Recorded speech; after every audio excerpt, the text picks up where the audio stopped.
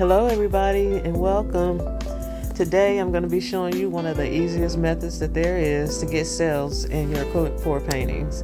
Now this is going to be a diptych, and the trick to this is that we're going to be using 3 metallic paints and 3 non-metallic paints. And you want those two, you don't have to overlap them per se, but you do want them to come in contact with each other as you're laying your paints on the canvas. You want your paints to be the consistency of warm honey, and if you're kind of close, it's best to err on the side of slightly thicker rather than thinner. Now I use primarily Phathalo to mix my paints with for this, but I also added a couple of other ingredients.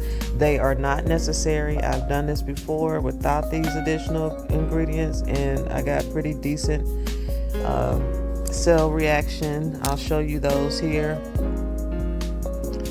but just do your best to try to get your paints the same consistency for this, because if you don't, you're going to end up with areas where it's gonna, kind of trail off or be a little runny if you do end up having to tilt after this. All right, I think I'm gonna shut up now and let you guys watch the video. If you like it, please leave me a thumbs up. It really helps the channel grow. And check the description for the colors if you're interested. And until next time, love, peace, and paint.